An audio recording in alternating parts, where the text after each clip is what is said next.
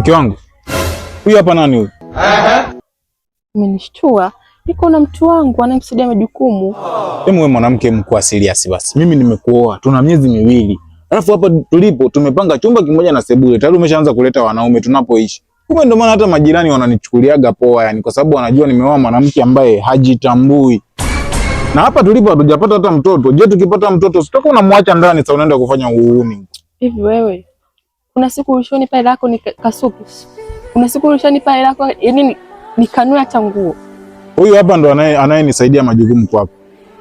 Unauliza makofi kitoni. Unauliza jibu. Kwa mwanangu, huyu hapa ni mke wangu ndugu yangu. Nakuomba tu achane na yani kiustaarabu. Kabla sijarudi Kigoma. Sio baadaye niende Kigoma watu waanze kusema waha ni wachawi waha. Sisi waha sio wachawi sasa. Tuna hofu ya Mungu. Brother stop. Yaani badala unishukuru mimi mwanaume mwenzio na kusaidia majukumu, unaposhindwa mimi nahudumia, unakuja hapa unanifokea. Brother, mbona hauna ustaarabu wewe? Kwa mimi sina ustaarabu kwa mke wangu. Kwa hiyo inatakiwa sasa niuze kile kitanda kesho nirudi Kigoma, si ndio? Sasa hapo kwenye kurudi Kigoma sasa hapo ni vitu vingine brother. Mimi nimetembea na mke wako ndio, lakini ilibidi nishukuru kwa sababu nahudumia. Kwa hiyo ni mimi ndo nikushukuru kutembea na my wife Piskali. Sasa nahudumia. Unasikia mke wangu akiniacha, wewe ndo chanzo sasa. Sawa?